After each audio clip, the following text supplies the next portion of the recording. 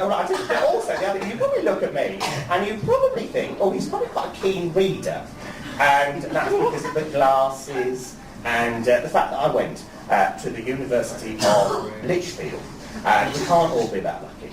But the fact of the matter is, you know, being a gay man, I find that, which I hope doesn't come as too much of a surprise, or it may be a bit of a shock to some of you women in the audience. You might think, oh no, are you? Yeah, afraid so, hands off.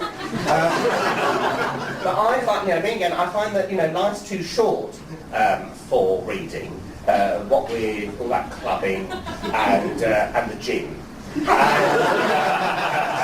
And the wearing of overly tight tops. So, but friends asked, well, give reading a go. So I went into Waterstones, it's about a year ago now, and to be honest, it really threw me, because I was expecting maybe 4 or 5 dozen books. Are you alright? Having a little chat. And there are things to sort out. Did you put the wash on? No. Did you worm the dog? No. Did you do it? No. I'll tell you what, let's go to a comedy club and chat about it on Saturday. So, we'll sort it out then. He won't hear. It's a one-way street, the ear thing. He won't hear at all. Anyway, I'll tell you some very interesting stuff. So I went into Waterstone, and to cut a long story short, I thought, well, I don't want to read a novel. I don't want to read made-up nonsense. I thought, I want to read factual, and I thought, well, I'll read autobiography, people's lives, you know, it could be interesting. So I was looking at autobiography, and there was a lot of them. You know, and people say that governments that go in for book burning are bad. I'm not entirely convinced. So, and in the end, and I don't know really why I chose it now, but in the end, I didn't really know who she was. I settled on a book called Keeping It Real by Jodie Marsh. I didn't ever read this. And I think what attracted me to it, really, I didn't really, she had this book, Keeping It Real, and there's a picture of her on the front with a strange kind of gravy brown face and a hair like a straw and a little nose like a spoon. And I thought, if you look like that and you call your book Keeping It Real, you've obviously got quite a good sense of humour. And she hasn't. So I read that, and then I read Rags to Richie by Shane Ritchie, and Dale by Dale Winton, where he complains a lot of the time that people always assume he's gay. I don't know, maybe he takes it up a shitter, I don't know. And then I used to doze off of a night to What's It All About by Cilla Black, and if you doze off to that, you slip into a fucking irretrievable coma. If you ever tried to read Fools Rush In by Anthea Turner. The one that I really liked, actually, when this came out, she was obviously so famous she didn't need to bother with a surname, and it was called Martine. Who does she think she is? Martine. Who does she think she is? And at the bottom, it said in tiny letters, it said, with Matthew Wright. I don't know what Matthew Wright did. I don't know. Probably just like punctuation or something.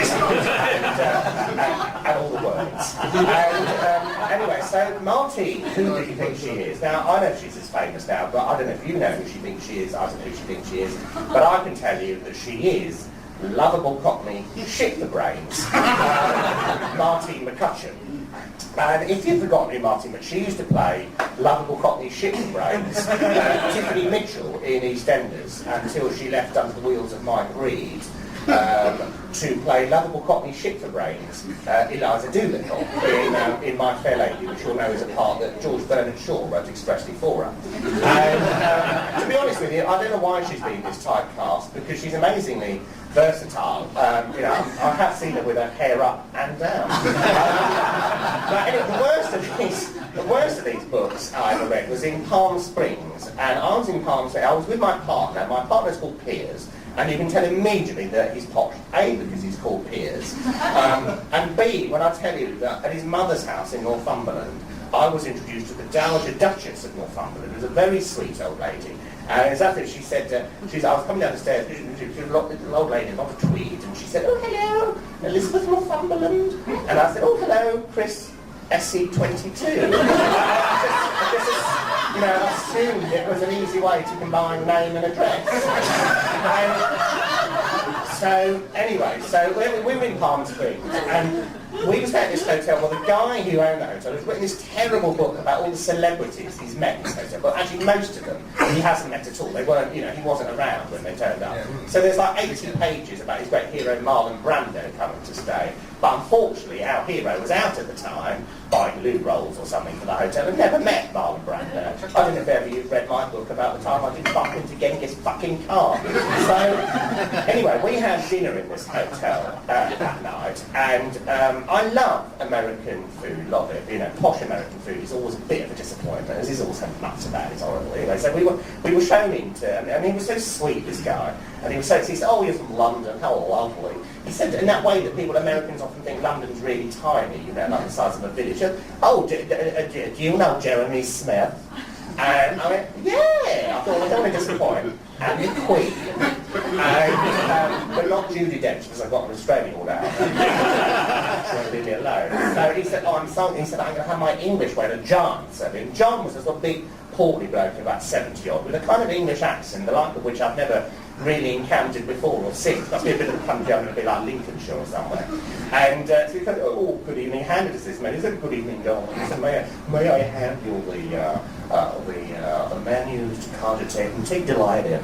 And we went, oh, thanks, they were enormous. And he came back and he said, have you made a decision from our fine range of repasts? And we went, well, no, we've been chattering. And he said, duck. Now, for a moment, we weren't sure if it was a suggestion or an instruction, but here's I think the wings to do it. So, but it actually was. I thought, well, this saves us our job. So we ordered the duck, you know, and don't forget to this bloody menu.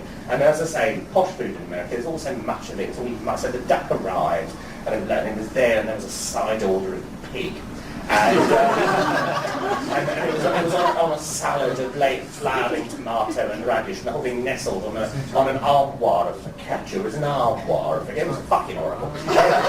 By the time we got to pudding, which was an escritoire of Peruvian vanilla-scented frozen creme anglaise, enslaved in a carapace of crystallized cocoa. It was a carapace, it was enslaved in it, and enslaved with carapace of crystallized. It was a chalk ice, is what it was. John, our waiter, had become, you know, really kind of friendly by that point, and wanted to talk about the old country and sort of validate his kind of UK status. And he asked us this really odd question. He said, London. He said, bye. He said, London, what is your very favourite hotel in London? And I thought, curious, but why would I live in London? Why would I have a favourite hotel? I live there. Why would I? I mean, obviously I'm aware of a couple in the West End in case I ever need a shit. But I mean, I don't have a favourite. So I do. But Piers, because he's posh, he can immediately deal with this kind of stuff. He said, what is your very favourite hotel? And Piers immediately went, Claridge's. I thought, yeah, that's nice. And he said, Claridge's, is it still there? It's not sunk, has it? And he said, it's still hard to buy. He said, I grew up just round the corner from Claridge's in Upper Berkeley Street. Do you know it? Yes, he said, lovely. He said, my sister and I always used to stay at Claridge's whenever Mother had the decorators in. Now, I don't know if it's a euphemism. I don't know if it's a once-a-month event. I have no idea. I think it made it was good.